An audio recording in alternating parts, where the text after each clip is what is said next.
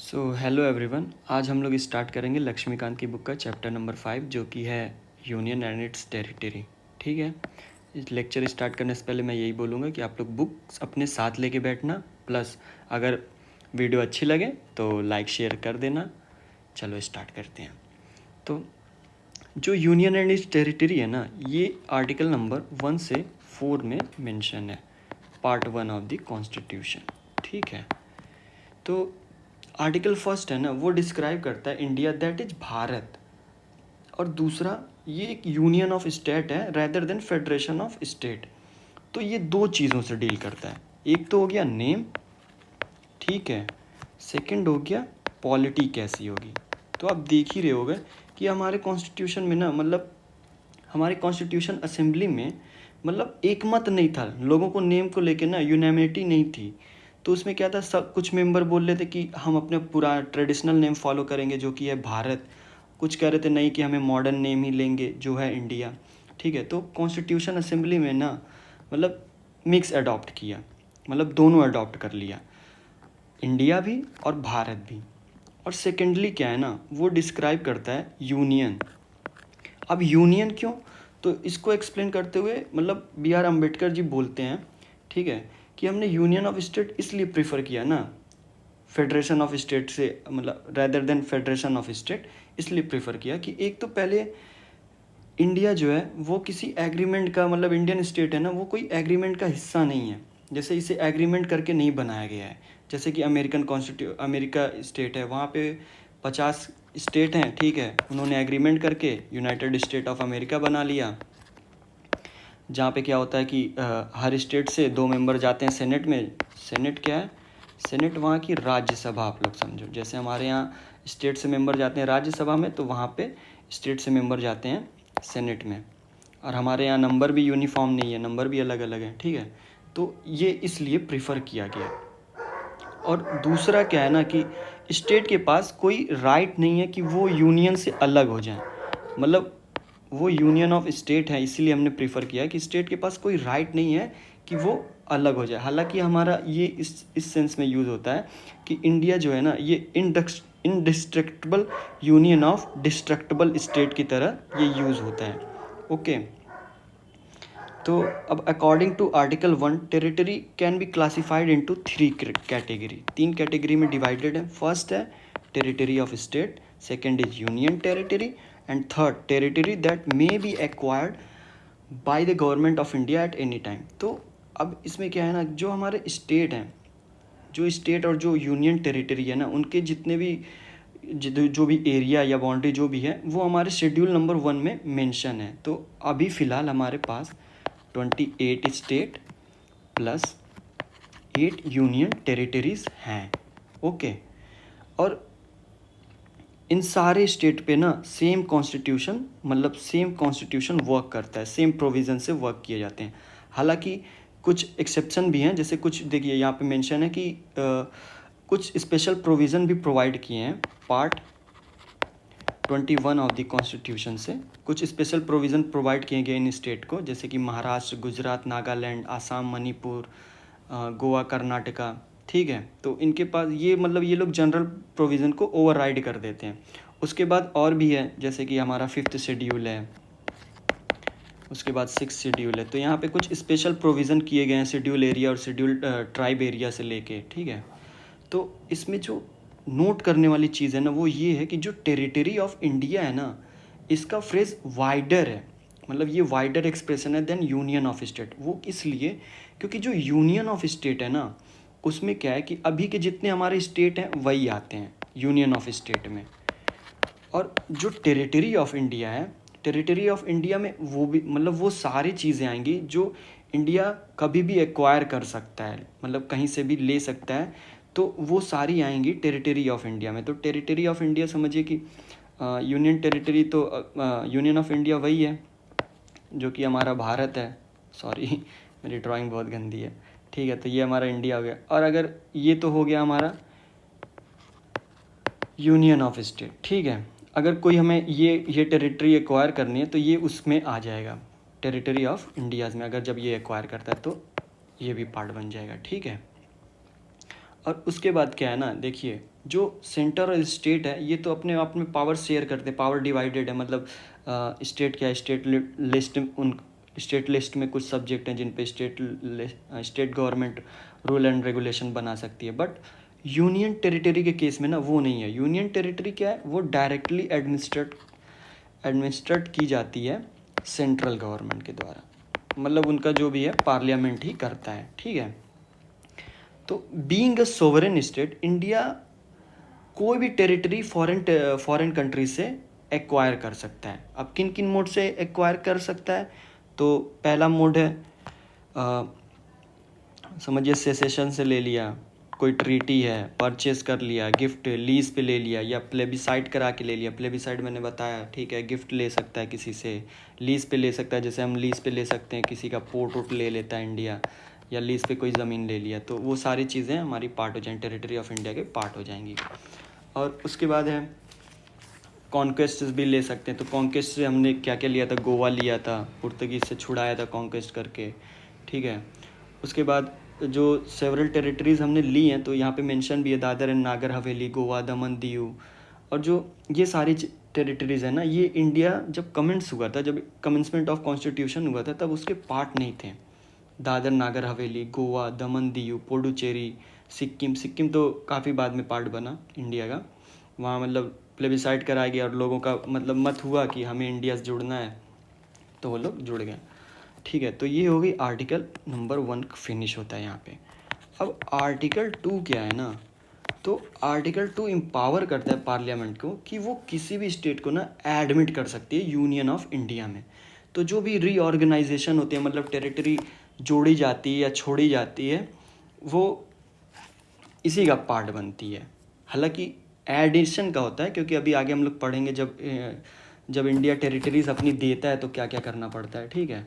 तो इसमें क्या किया गया ना, इसमें पहले 2 कंडीशन है आर्टिकल 2 में। पहली तो ये है कि जैसे किसी स्टेट को ऐड करना है, वो अभी यूनियन का पार्ट नहीं है, ठीक है, यूनियन का पार्ट नहीं है अपने। तो जैसे समझिए कि पर वो स्टेट है, जैसे सिक्किम था, सिक्किम हमारे इंडिया का पार्ट नहीं था, बट सिक्किम था, तो उसे एक्वायर कर लिया, मतलब इंडिया में वो फिर मिल जाता है। तो ये हो गया फर्स्ट प्रोविज़न जो आर्टिकल 2 का है। और जो सेकंड है ना, वो समझिए कि कोई अबॉन्डेड जगह है, या मतलब किसी का हक नहीं है किसी प्लेस उस ज़मीन पे, तो आसपास में, तो इंडिया उसे एक्वायर कर सकता है, इंडिया उसे ले के अपने अपने पॉलिटिकल मैप में ऐड कर सकता है, ठीक है। ये हो गया, ओके। और इसमें ये है ना कि जैसे, हाँ, तो मैंने एक्सप्लेन किया। उसके बाद ना आर्टिकल 3 जो है, आर्टिकल 3 डील करता है उन सारी चीज़ों से जो कि हम अपने पॉलिटिकल मैप या पॉलिटिकल स्टेट में, जितने भी स्टेट हैं ना, जो एग्जिस्टिंग स्टेट हैं, जो हमारे पास खुद हैं, तो उनमें इंटरनल रीएडजस्टमेंट करने का, इंटरनल एडजस्टमेंट करने के लिए आर्टिकल नंबर 3 से हम लोग इंटरनल एडजस्टमेंट करते हैं, ठीक है। तो अब चलते हैं parliamentary, just a minute, parliament's power to reorganise, power to reorganise state, ठीक है। तो क्या क्या आर्टिकल 3 ऑथोराइज करता है पार्लियामेंट को, तो पहला तो ये है कि form a new state by separation of territory from any state. हाँ, तो इसमें क्या कर सकता है कि इंडिया किसी भी मतलब स्टेट हैं, अब उनको चाहे उसी स्टेट को काट के अलग कर दे, मतलब 2 हिस्सों में बांट दे, या फिर क्या करे, 2 स्टेट को मिला के एक नया स्टेट बना दे, या दोनों स्टेट को मिला के कोई तीसरा स्टेट बना दे। तो ये सारी चीज़ें आर्टिकल 3 के ए में आती हैं। तो आप लोग आर्टिकल 3 ध्यान रखना, ठीक है। उसके बाद क्या आता है कि किसी स्टेट की बाउंड्री इंक्रीज़ कर दी, किसी की बाउंड्री कम कर दी, या मतलब बाउंड्री में कुछ हेर फेर किया गया, या उस स्टेट का नेम ही चेंज कर दिया गया, तो ये सारी चीज़ें ना आर्टिकल 3 में आती हैं। हाँ, अब इसमें ना 2 कंडीशन लगती हैं। पहला कि जो भी बिल है ना, वो सिर्फ पार्लियामेंट में इंट्रोड्यूस हो सकता है, वो भी with prior permission of president की। मतलब अगर ऐसा कोई बिल इंट्रोड्यूस करना है ना, तो सबसे पहले हमने प्रेसिडेंट से परमिशन लेनी है कि ये बिल इंट्रोड्यूस करनी है, ठीक है। और दूसरा क्या है ना कि अभी ये अमेंडमेंट करने से पहले प्रेसिडेंट क्या करेगा, प्रेसिडेंट उस बिल को रिफ़र करेगा उस स्टेट लेजिस्लेचर को, स्टेट लेजिस्लेचर को वो बिल को रिफ़र करेगा कि हम लोग ऐसा बदलाव करना चाहते हैं, ठीक है। तो उस पर कुछ टाइम देगा, उस टाइम पीरियड में स्टेट को अपने व्यूज़ बताने होंगे प्रेसिडेंट को, मतलब वापस भेजना पड़ेगा अपने व्यू। उसके बाद भी क्या है ना कि जो पार्लियामेंट की पावर है किसी स्टेट को बनाने की, ठीक है, उसमें ये है ना कि आप इस व्यू से बाउंड नहीं हो, मतलब प्रेसिडेंट भी बाउंड नहीं है, प्रेसिडेंट या पार्लियामेंट बाउंड नहीं है इस व्यू से। अगर स्टेट समझिए बोलता है कि हाँ हम एक्सेप्ट करते हैं, आप ऐसा बाउंड्री कर सकते हो, तब तो ठीक है। अगर स्टेट ये भी बोलता है ना कि नहीं नहीं आप ऐसा नहीं कर सकते हो, तब भी वो बाउंड्री बना सकते हैं। सिर्फ इसे रिफ़र इसलिए किया जाता है ना कि देखो वहाँ के मतलब लोग चूज़ करके आए हैं, मतलब पीपल ने वोट करके वहाँ की स्टेट गवर्नमेंट बनाई है, तो अगर उनका कोई ओपिनियन होगा तो वो पूरी स्टेट का ओपिनियन माना जाएगा, ठीक है। तो इसीलिए बिल को रिफ़र करना बहुत ही ज़रूरी है। उसके बाद क्या है, अगर ऐसा बिल स्टेट ने एक्सेप्ट कर लिया कि हाँ आप करिए, तो अगर उसके बाद फिर उस बिल में कुछ चेंजेस आते हैं ना, तो उसके लिए बार बार उस बिल को भेजना नहीं पड़ेगा स्टेट लेजिस्लेचर को। एक बार बिल पहुंच गया स्टेट लेजिस्लेचर को, उनके क्या व्यूज़ हैं क्या नहीं है वो मिल गए, ठीक है। उसके बाद फर्दर प्रोसीड किया जा सकता है, बार बार बिल को रिफ़र नहीं करना पड़ेगा, ठीक है। उसके बाद क्या है ना कि जो अब इसमें क्लियरली ये मेंशन हो जाता है, आप लोग समझ ही गए होंगे कि इसमें मतलब पार्लियामेंट को ना पूरी पावर दी गई है कि वो बिना कंसेंट के, मतलब बिना स्टेट के कंसेंट के उसकी बाउंड्री अल्टर कर सकते हैं, उसका नेम चेंज कर सकते हैं, या बांट के 2 स्टेट बना सकते हैं, तो ये सारी चीज़ें कर सकते हैं, ठीक है। तो इसीलिए इसे ना indestructible union of destructible state बोला गया है अपने इंडिया को, क्योंकि हम स्टेट को कभी भी तोड़ सकते हैं। और वहीं अमेरिका फेडरेशन में क्या है कि गवर्नमेंट जो मतलब वहाँ की जो यूनियन है वो स्टेट की बाउंड्री नहीं अल्टर कर सकती, तो उन्हें क्या किया गया, indestructible union of indestructible state कहा गया है, ठीक है। मतलब वो इनडिस्ट्रक्टेबल है और हमारा जो स्टेट है वो डिस्ट्रक्टेबल है, इसे तोड़ा जा सकता है, ठीक है।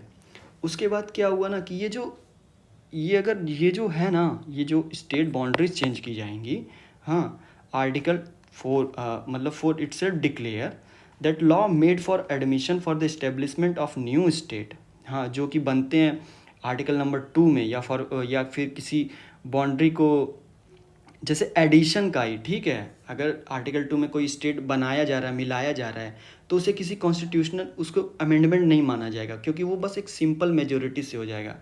और जो 368 में आती है अमेंडमेंट जो होता है वो 1/2 + 2/3 प्रेजेंट एट वोटिंग, तो ये मैंने पहले भी एक्सप्लेन किया है और अभी आएगा तब भी मैं एक्सप्लेन करूँगा, ठीक है। तो उसको यहाँ एक्सप्लेन करके फर्दर वीडियो को लंबा नहीं करते हैं, ठीक है। तो आर्टिकल 3 में भी अगर ऐसा कोई एडजस्टमेंट करना है तो वो भी एज अ सिंपल मेजोरिटी ही हो जाएगा, तो इसे कॉन्स्टिट्यूशनल अमेंडमेंट नहीं कहा जाएगा। हाँ, अमेंडमेंट है बट ये कॉन्स्टिट्यूशनल अमेंडमेंट आर्टिकल नंबर 368 के अंडर नहीं काउंट हो जाएगा, ठीक है। तो उसके बाद क्या होता है ना, अब देखो जब हमारा भारत आज़ाद हुआ ना दोस्तों, तो एक कमीशन बिठाया गया, रेडक्लिफ कमीशन, जिसने ना बाउंड्री डिसाइड की कि भारत क्या बनेगा और पाकिस्तान की बाउंड्री खींची इसने। तो अब इन्होंने इतनी जल्दी में काम किया ना कि काफ़ी सारे डिस्प्यूट हमारे रह गए, तो अभी भी रिजॉल्व होते हैं, अभी भी हम लोग सोल्यूशन ढूंढ रहे हैं कि क्या हो क्या नहीं हो। अभी भी पाकिस्तान ऑक्युपाइड करके बैठा है कश्मीर को, ये सारी चीज़ें। तो उसमें क्या हुआ ना कि उस टाइम जैसे उसमें उस टाइम ये क्वेश्चन उठा ना कि ये तो ठीक है, पर क्या हमारी यूनियन अपना मतलब अपने इंडिया से भी कुछ ज़मीन दे सकती है क्या फॉरेन कंट्रीज़ को, और बिना अमेंडमेंट किए, तो ये क्वेश्चन उठा, ठीक है। ये तब हुआ जब एक होता है ना बेरुबरी यूनियन, ठीक है। तो ये एक जगह होती है, बेरुबरी नाम की एक जगह होती है वेस्ट बंगाल साइड, ठीक है। तब उस टाइम अभी बांग्लादेश नहीं बना था, तब वो जगह ना अभी पाकिस्तान के नाम से ही, मतलब ईस्ट पाकिस्तान वेस्ट पाकिस्तान, तो ऐसे था। तो ये था ईस्ट पाकिस्तान, ओके। तो इन यहाँ पे और बांग्लादेश में वेस्ट बंगाल में कुछ बाउंड्री डिस्प्यूट थे, मतलब कुछ जगह थी। तो अब इसे था ना सॉल्व करना है, तो इसे ख़त्म करने के लिए कि टेरिटरी दे दी जाए और कुछ टेरिटरी हो जाए, तो इससे हमारे मतलब जो भी मसले हैं सुलझ सकते हैं। हाँ, तो इसमें अब बाउंड्री इंडिया को छोड़ रहा था, मतलब दे रहा था पाकिस्तान को। तो इसमें सुप्रीम कोर्ट बोलता है ना कि नहीं, मतलब पार्लियामेंट बाउंड्री अल्टर तो ऐसे कर सकती है, बट अगर किसी फॉरेन कंट्रीज़ को देनी है, ठीक है, तो वो तभी दे सकती है जब एक कॉन्स्टिट्यूशनल अमेंडमेंट हो आर्टिकल नंबर 368 में, ठीक है। तो ऐड तो कर सकते हैं हम बिना मतलब सिंपल मेजोरिटी से, बट अगर किसी को टेरिटरी देनी है इंडिया की, तो वो आर्टिकल नंबर 368 में काउंट होगा, उसमें अमेंडमेंट की ज़रूरत पड़ेगी, ठीक है। उसके बाद और होता है एक और जजमेंट आता है 1969 में, तो उसमें ये बोला जाता है ना कि अगर ऐसा कोई बाउंड्री सेटलमेंट डिस्प्यूट है, ठीक है, जैसे सेटल कर रहे हैं बाउंड्री डिस्प्यूट है, तो वो सारी चीज़ें ना, अगर उसमें सेसेशन मतलब इंडिया अगर अपनी टेरिटरीज दे नहीं रहा है, समझिए, टेरिटरीज दे नहीं रहा है, मतलब सेसेशन नहीं हो रहा है टेरिटरी का, इंडिया से टेरिटरी निकल के किसी और कंट्री को नहीं जा रही हैं, तो वो बस एक एग्जीक्यूटिव एक्शन से हो सकता है, ठीक है। यहाँ क्या था 1960 में कि आप मतलब अगर फॉरेन से कर रहे हो तो आपको अमेंडमेंट करना पड़ेगा, और यहाँ क्या है कि अगर ऐसा है, अगर आप अगर आप अपनी ज़मीन नहीं दे रहे हैं तो आप एग्जीक्यूटिव एक्शन से कर सकते हो, ठीक है। उसके बाद है कुछ एक्सचेंज हुई हमारी टेरिटरी जो कि बांग्लादेश से हुई, तो उसमें क्या हुआ ना, 100 कॉन्स्टिट्यूशनल अमेंडमेंट एक्ट किया गया, 2015 का ये कॉन्स्टिट्यूशनल अमेंडमेंट एक्ट है, जिससे क्या हुआ ना कि अब इसमें ज़मीन तो नहीं, बट कुछ ना इनक्लेव्स थे। अब इनक्लेव्स क्या होते हैं ना कि समझिए कि ये भारत है इस साइड, इधर बांग्लादेश है, मतलब सेमी बाउंड्री शेयर करते हैं, ठीक है। मैं पे कलर चेंज कर लेता हूँ, ये बांग्लादेश है, जस्ट अ मिनट, हाँ, ये इंडिया हो गया अपना, इंडिया, ये बांग्लादेश को ब्लू से कर लेते हैं, ठीक है। तो अब इसमें क्या हुआ ना, ऐसे ऐसे कुछ जगह इंडिया में बांग्लादेश की थी, और इंडिया की कुछ जगह ऐसे ऐसे इनक्लेव्स करके कुछ बांग्लादेश के मध्य थी, मतलब इन पे तो इंडिया का हक था, बट ये पड़ती ऐसे थी, ठीक है। तो इससे काफ़ी ज़्यादा प्रॉब्लम क्रिएट होने लगी, ओके। तो इन सब को सॉल्व करने के लिए ना 100 कॉन्स्टिट्यूशनल अमेंडमेंट एक्ट किया गया। तो इसमें क्या हुआ, 111 इनक्लेव जो है भारत ने ट्रांसफ़र किए बांग्लादेश को, और 51 बांग्लादेश ने इनक्लेव ट्रांसफ़र किए इंडिया को, ठीक है। ये तो दो हो गए। और उसके बाद ना एक क्या होता है, अनडिमार्केटेड बॉर्डर स्ट्रेच होता है 6.1 किलोमीटर का, तो इसे भी फिक्स किया गया। पर ये करने से पहले ना उस स्टेट से भी मतलब डिस्कस किया जाता है कि कैसे करना है, जैसे इन सब बाउंड्री इशू से 4 स्टेट को थोड़े क्या कहते हैं, 4 स्टेट इन्वॉल्व हो रहे थे, वो आ रहे थे बीच में, तो वो थे आसाम, वेस्ट बंगाल, मेघालय, त्रिपुरा। तो इन लोग से डिस्कस करने के बाद ही ऐसा किया गया था, ठीक है। उसके बाद क्या है, वही सारी चीज़ें मेंशन की गई हैं कि जो मतलब इंडिया और बांग्लादेश है वो 4096 किलोमीटर की बाउंड्री शेयर करता है, जो कि पहले ईस्ट पाकिस्तान हुआ करता था। तो रेड क्लिफ कमीशन बैठा था, अभी मैंने बताया 1947 में इन्होंने ही डिवाइड किया था, यही कमीशन डिवाइड करता है। फिर है बागे अवार्ड, नेहरू नून एग्रीमेंट, बेरूबारी यूनियन चैलेंज, ये अभी हमने डिस्कस ही किया, ठीक है। उसके बाद क्या होता है ना कि मतलब ये सारी चीज़ें हाँ, तो जब ये बेरूबारी यूनियन वाला होता है ना, जब बेरूबारी यूनियन का जब हमने ट्रांसफ़र करना होता है, तो हमें 9th कॉन्स्टिट्यूशनल अमेंडमेंट एक्ट करना पड़ता है। जब सुप्रीम कोर्ट बोलता है ना कि नहीं आप टेरिटरी ले तो सकते हो पर दे नहीं सकते, 1960 वाला याद करिए, अभी हमने पढ़ा है जस्ट, ठीक है, अभी क्या तुरंत ही पढ़ा है, हाँ। तो इसमें 9th कॉन्स्टिट्यूशनल अमेंडमेंट एक्ट किया गया था, तब जाके ये सारी चीज़ें हो पाई थी। तो मई 16 1974 में क्या होता है ना कि एक मतलब एक एग्रीमेंट होता है इंडिया और बांग्लादेश में कि लैंड बाउंड्री को लेके ना कुछ चीज़ें हम लोग सेटल कर लेते हैं। तो ये एग्रीमेंट ना हो नहीं पाता है उस टाइम, क्योंकि उस टाइम काफ़ी सारी प्रॉब्लम आ जाती हैं। तो उसके बाद ये उस टाइम इफ़ेक्टिव मतलब ठीक तरह से परफॉर्म नहीं कर पाता है, हाँ। उसके बाद क्या होता है, फिर यही सारी चीज़ें लेके ना, यही जो इनक्लेव की बातें होती है ये ले दे के फिर होती हैं सितंबर 6 2011 में जाके इसे किया जाता है। इस पे ना कई सारी कमीशन या बॉडियाँ बैठती हैं, तो लैंड बाउंड्री को सॉल्व करने के लिए कैसे सॉल्व किया जा सकता है, क्या क्या चीज़ें और कौन कौन स्टेट को इफ़ेक्ट पड़ेगा, प्लस क्या क्या जगह हमें इनक्लेव के तौर पे इंडिया को भारत को देनी, इंडिया को बांग्लादेश को देनी होगी और बांग्लादेश को इंडिया को देनी होगी। तो काफ़ी सारी चीज़ें थी। तो जो ये 100 कॉन्स्टिट्यूशनल अमेंडमेंट एक्ट हुआ है ना 2015 का, जिसमें हमने इनक्लेव शेयर किए, एक दूसरे से एक्सचेंज किए, तो उसकी जो नींव रखी गई थी ना वो यहीं सितंबर 6 2011 से रखी गई थी। ठीक है।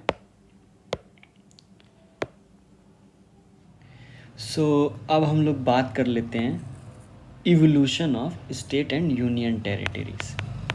ठीक है, तो ये इवॉल्व कैसे होते हैं। ठीक है, evolution of states and UTs.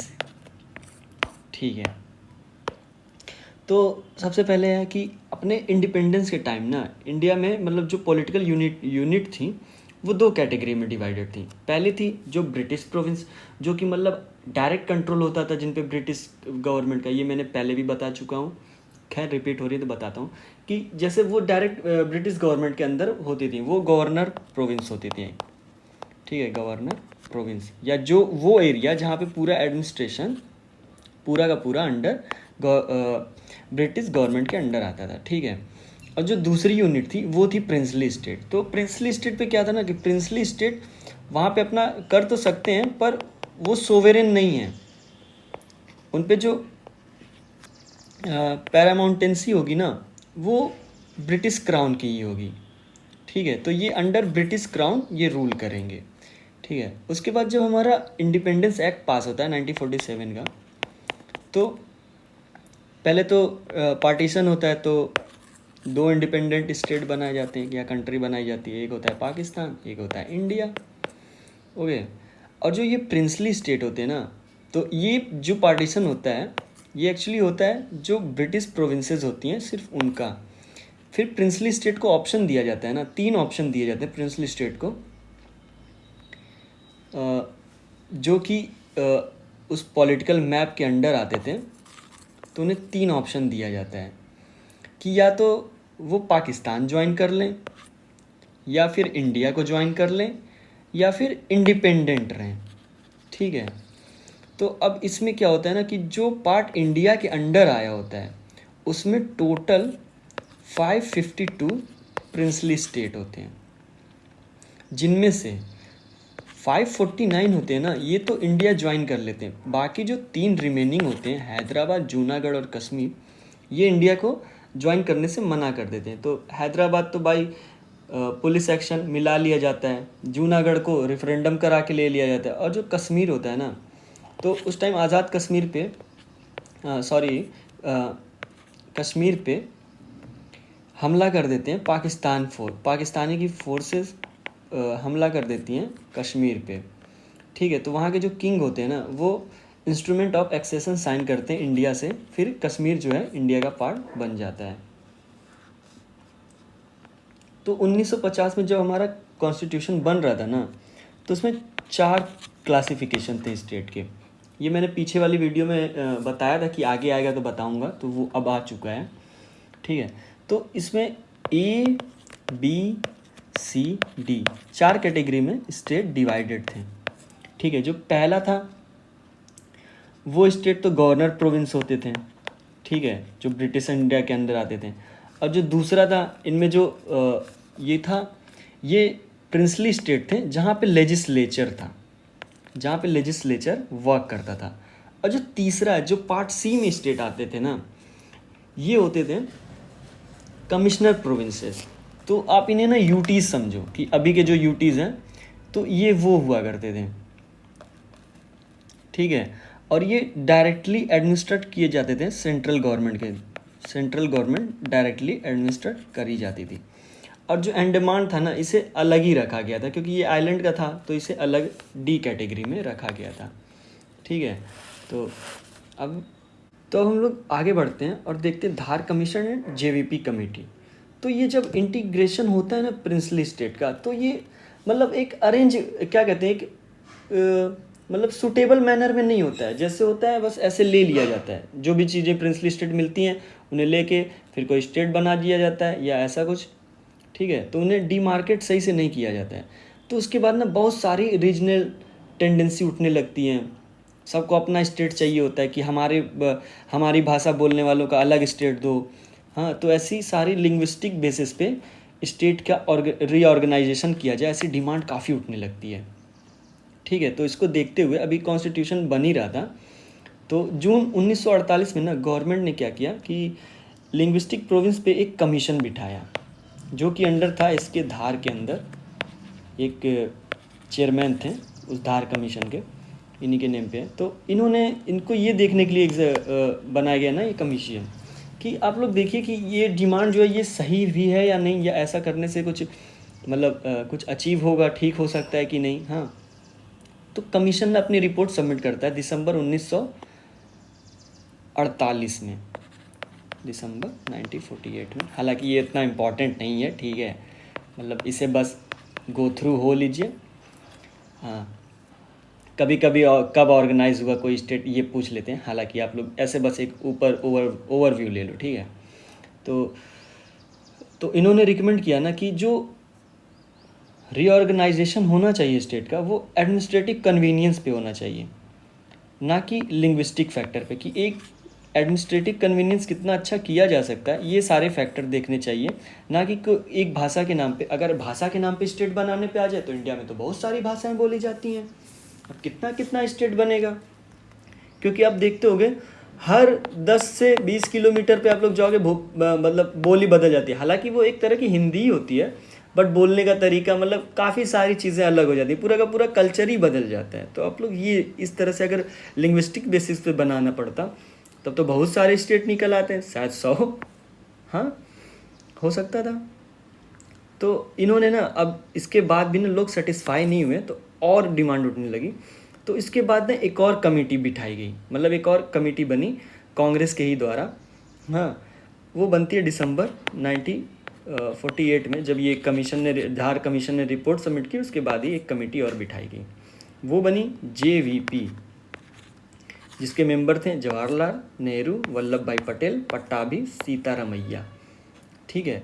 तो इन्होंने बनाया, अब इन्होंने अपनी रिपोर्ट सबमिट की अप्रैल 1949 में। तो इन्होंने भी ना रिजेक्ट कर दिया कि नहीं नहीं, हमें भी मतलब हम भी ये मानते हैं कि हम लैंग्वेज के बेसिस पे स्टेट नहीं बनाएंगे। हाँ, उसके बाद क्या होता है ना कि अक्टूबर 1953 में एक स्टेट बनाना पड़ता है इंडिया, मतलब गवर्नमेंट ऑफ इंडिया को, मतलब फोर्स कर दिया जाता है एक्चुअली एक तरह से। तो इसमें क्या होता है ना कि एक मतलब क्या कहते हैं, एक एजिटेशन होता है जो कि अंडर होता है पोटी श्री रामामोलू, ठीक है। तो ये एक गांधीयन प्रिंसिपल के फॉलोअर होते हैं और गांधी जी से मतलब बहुत इन्फ्लुएंस होते हैं। तो ये एक हंगर स्ट्राइक पे बैठ जाते हैं, ठीक है। जिसके बाद 56 डेज के बाद 15 दिसंबर 1992 में ना इनकी डेथ हो जाती है, ठीक है। तो अब इनकी डेथ के बाद ना, तो अब मतलब इंडिया को गवर्नमेंट को फोर्स कर दिया जाता है कि आप ऐसा स्टेट क्रिएट ही करो। उसके बाद बनता है आंध्रा स्टेट, हाँ, मतलब तेलुगु स्पीकिंग स्टेट से अलग करके एक आंध्रा स्टेट बनाया जाता है। तो ऐसे होता है। बाकी का दोस्तों हम लोग और जो बचा हुआ है ना वो हम लोग कंप्लीट करेंगे सेकंड पार्ट में। तो अभी के लिए फ़िलहाल इतना ही। If you like the video please hit the like button, share and subscribe, and thank you. मिलते हैं अगली वीडियो में।